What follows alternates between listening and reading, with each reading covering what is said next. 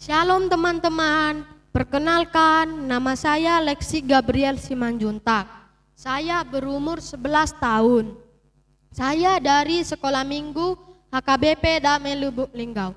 Teman-teman, di sini saya akan bercerita tentang Yunus di perut ikan. Firman Tuhannya tertulis di dalam kitab Yunus pasal 1-4. Lihatlah orang yang ada di dalam air itu. Ia mengalami keadaan yang begitu gawat, bukan? Namanya adalah Yunus.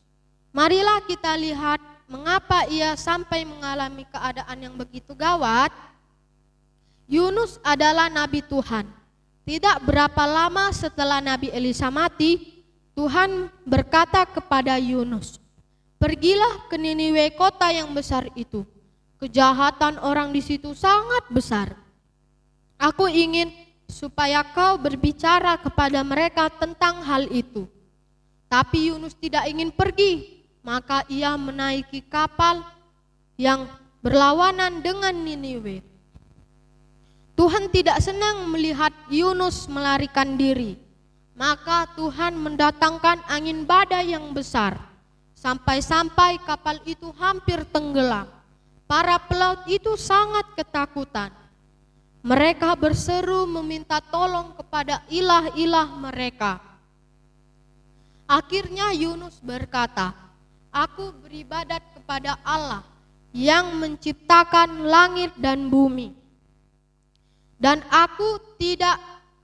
aku melarikan diri supaya tidak melakukan apa yang Tuhan suruh untuk saya lakukan." Maka para pelaut itu bertanya, "Apa yang harus kami lakukan atas dirimu? Campakkanlah aku ke dalam laut, maka laut ini akan tenang kembali." Para pelaut itu tidak berbuat demikian, tetapi angin badai itu semakin mengamuk. Mereka menyampakkan Yunus keluar kapal, dan badai itu langsung berhenti.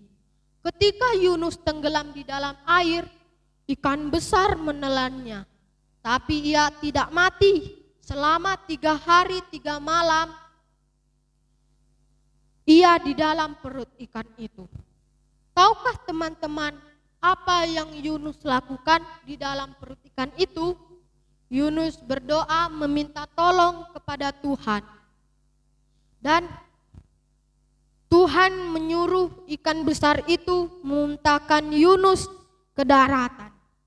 Setelah itu Yunus pergi ke Niniwe.